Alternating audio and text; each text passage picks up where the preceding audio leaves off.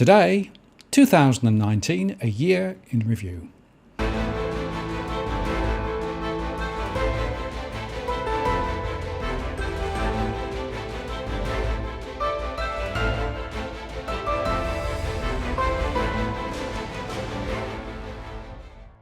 Hello again, it's Martin North from Digital Finance Analytics. Welcome to our latest post covering finance and property news with a distinctively Australian flavour. On the last day of the year, I wanted to highlight some of the key issues which have emerged and also tell you about this channel's performance through the year. The stock markets have performed better than expected, thanks to the about-face that we've seen from central banks, who have been busily cutting rates in an attempt to stimulate growth. And by the way, growth, of course, has been slowing.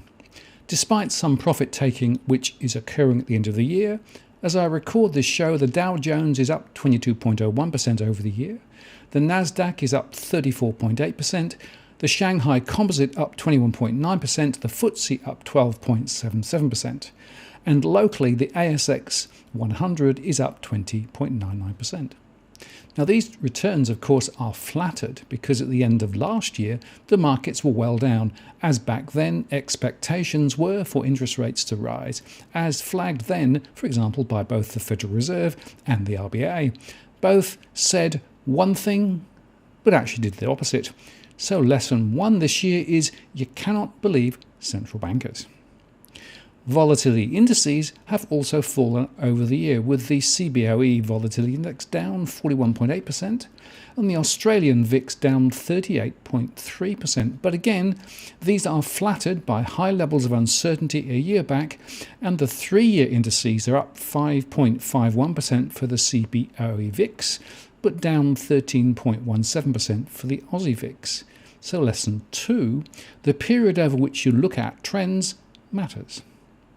The US interest rates are a lot lower, with the 30-year Treasury down 22.58% over the year, the 10-year down 29.75%, and the 3-month down 35.2%.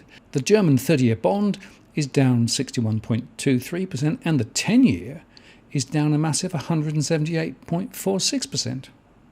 And central bank rates are also down, with the RBA taking rates to a painfully low 0.75%, despite a few years ago declaring that 3% was an emergency level. And rates are of course negative in the Eurozone and Japan. So lesson 3 is that low, ever lower rates are a reaction to slowing growth, but the truth is that this simplistic approach to stimulating growth is plain broken. Among commodities, gold was up 15.6% over the year, silver was up 13.77%, and WTI crude oil was up 35.7% over the past 12 months. And Bitcoin was up 90.3% over 12 months and 654% over 3 years.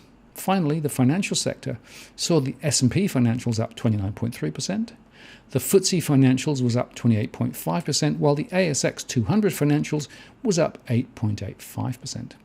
Many US financial firms did well. For example, Goldman Sachs was up 37.48%, and elsewhere the Royal Bank of Scotland was up 11.6%, while locally CBA was up 12%, NAB was up 3.4%, ANZ up 1.4%, and Westpac was down 2.6%. The Bank of Queensland was down 23.9% and Macquarie was up 28%. So, lesson 4, are major banks underperformed? No surprise, given the ongoing disclosures, poor behaviour and the loss of several CEOs. Indeed, ANZ's Shane Elliott is literally the last man standing. Yet the broader economic news is pretty grim. Global debt continued to rise, as the recent World Bank Global Waves of Debt report showed, to around 250% of GDP, and this is driven by central banks expanding their balance sheets through QE in many places, governments running bigger deficits, and businesses and households being encouraged to take on ever more debt, facilitated of course by lower interest rates.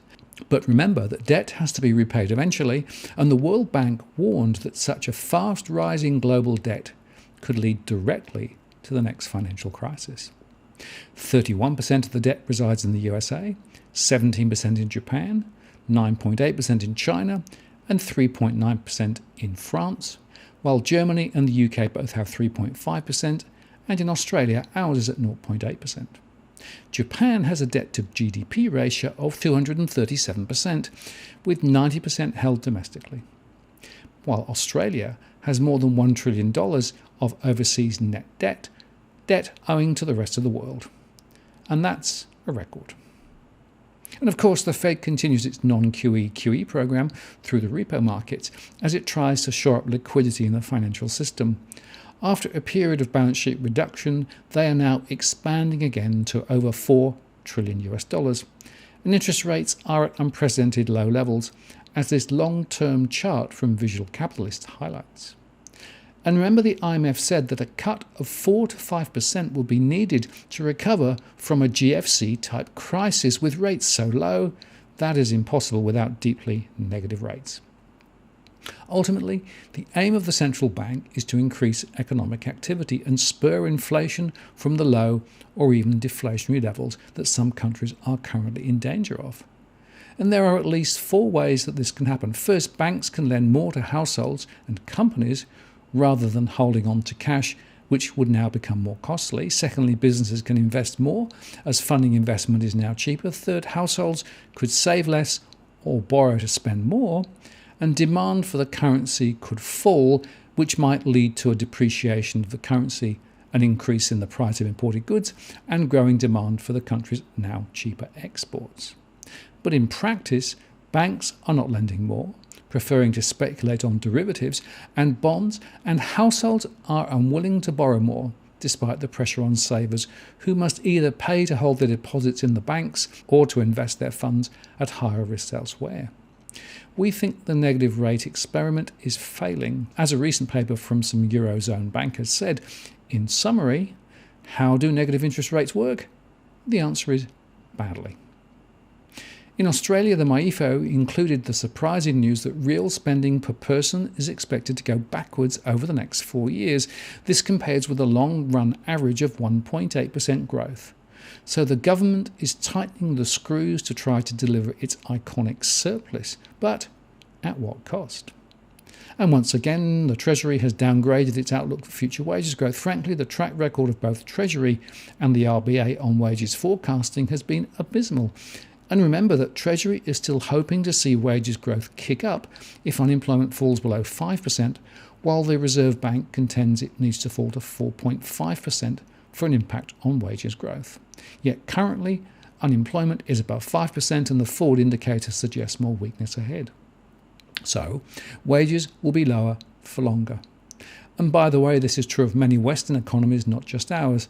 Just how serious this is was shown in this recent OECD data, with real disposable income per capita in Australia going backwards over the period 2014 to 2019 and well behind the OECD average.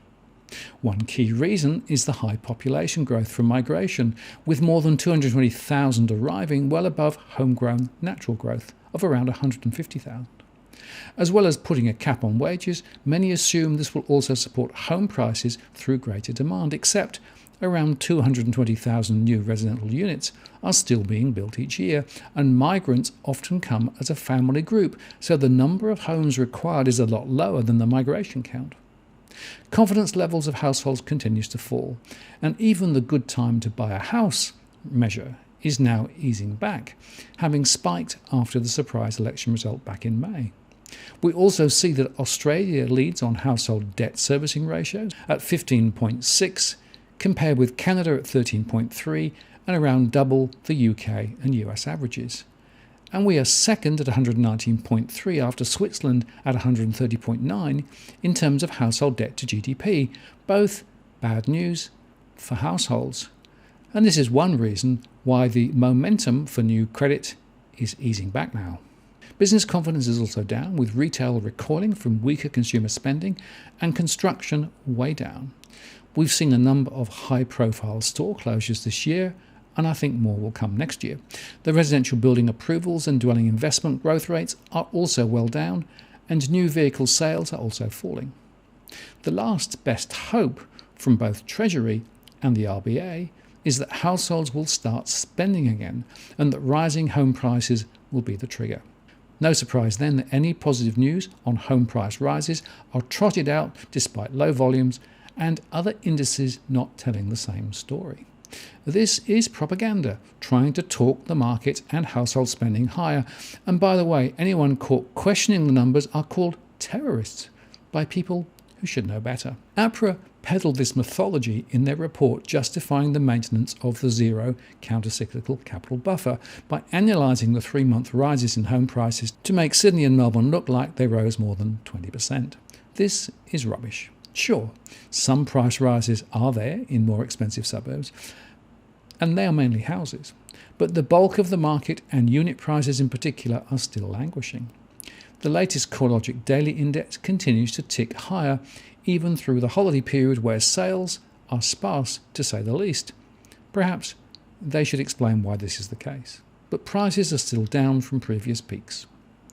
Actually, the economy is totally reliant on income from our exports of iron ore and coal in particular, and significant government spending on infrastructure, but GDP will remain weaker for longer because the household and business sectors are under such pressure, and the fires and drought will continue to hit growth ahead. More seriously, GDP is a very poor measure of anything useful. It rewards activity, whatever. It fails to account for or represent the degree of income inequality in society. It fails to indicate whether the nation's rate of growth is sustainable or not. And it fails to account for the costs imposed on human health and the environment of negative externalities arising from the production or consumption of the nation's output. And in addition, it effectively treats the replacement of depreciated capital the same as the creation of new capital, and it excludes non-market transactions. More growth is not better. It's time for a new framework which looks at human well-being, not just economic outcomes, not least because we live on a finite planet and cannot continue to consume in such an unsustainable way. GDP has the benefit of being simple, but it is also plain wrong and measures success or failure on the wrong basis. I'll have a lot more to say about this next year. But before I finish my summary of the year, we should celebrate the fact that we managed to post at least once every day through the year. This was my objective, you may recall. And importantly, we wanted to ensure the quality and variety of our posts did not diminish. Well, judging by the lift in views of more than 5.2 million compared with last year, that's up 154%, I think we succeeded. And I want to thank you for watching our shows and supporting our work. We could not have done it without you. There were some shows that really got attention through the year, and I thought I would take you through the top shows by views. In 12th place, with 24,600 views, was my discussion back in February on home prices, where we discussed the metrics and what drives them. Through the year, we became more and more uncomfortable with the way the mainstream media reported the movements. In 11th place, with 25,100 views, was my show from October on low interest rates and what they're doing to the banks. All the research suggests that banks will lend less and take more risks to support shareholder returns, which is not what central banks are after. In 10th place, with 27,500 views, was the first of two shows with Harry Dent, the economist and author, who believes there will be a significant market correction still to come. The March show centred on the live Q&A session, which was well attended. In 9th place, with 28,400 views, was my show in May on Deutsche Bank, as its share price continued to slide back then. The recent sell-offs from its investment banking division and staff cuts are all about trying to turn this GSIB around, but there is still very much to do. In 8th place, with 29,000 views, was my discussion on deposit bail-in from September. This risk remains, and frankly, it was a sneaky strategy slipped into legislation a couple of years ago. Bail-in of deposits is real and may hit us down the track. Savers, beware. In 7th place, with 30,600 views, was a post relating to my ABC Four Corners appearance back in 2017, where we looked at mortgage stress and identified, for example, Mandurah in Western Australia and new developments in Western Sydney as risk areas. And it also shone a spotlight pre-Royal Commission on bank behaviour, and frankly little has changed since, except home prices, which are now up to 30% lower in the West. In sixth place, with 35,100 views, is the first of 3 shows on the cash ban. In August, momentum really started to turn as more woke up to the loss of civil liberty this draft legislation implies. In fifth place, with 36,600 views, was one of my 3 shows with Steve Keen, who visited us in July. In this show, we discussed how much debt was too much and what the RBA was likely to do. And his show on the link between economics and the environment, whilst not top ranking, was for me a very significant show too. In fourth place, with 38,900 views, the second of 3 shows in the list relating to the cash ban. This has been a major focus this year as the Treasury tried to sneak this legislation through late on a Friday night. But we called this out as a serious and concerning development and linked it to monetary policy and negative interest rates. In third place, with 86,600 views, was my second discussion this year with Harry Dent when he came here in October. More of the same discussion about the coming market correction, but with a focus on Australia too. And our second most popular post of the year, with 87,600 views, was my discussion with Lynette Zang, who outlined her analysis of the coming financial crisis and what strategies might be considered to alleviate the fallout. But our most watched show of 2019 was the real issues behind the cash ban. Here, Robbie Barwick and I took the draft legislation apart and highlighted the true agenda. That received 152,150 views and is still a record. And by the way, just to complete the picture, on the Interest of the People channel with John Adams, the top show this year with 111,460 views, was our post "Australia's debt bubble is falling apart." The size of the debt in Australia continues to grow and remains a significant economic risk. And so in closing the year, many of the key risks remain active, and in a future post I will discuss my thoughts relating to 2020, including the trajectory of home prices ahead. More broadly, we will continue to keep a watch on our civil liberties, the behaviour of our banks and regulators, and the broader economic issues which we will face. Thanks for your support of our work through the year. Do subscribe if you haven't already done so, and ring the bell for future alerts. We plan to continue to post daily in 2020, by the way. Also, I want to thank those who contacted me directly via the DFA blog. The link is below. I always read your comments on the channel and those sent direct. I'm particularly appreciative of suggestions for topics to explore or guests to invite on the channel. Keep both coming. And a request, please keep your comments on the channel polite and respectful. I've noted and moderated away some more troubling, nay racist comments recently. They are not appropriate and will be removed. The DFA community is a great community and I want to ensure it remains that way. But for now, I wish you and yours a safe and peaceful new year, and keep watching our channel for more great content coming soon. And links to all the shows are in the comments below. I'm Martin North from Digital Finance Analytics. Many thanks for watching, and I'll see you again next time.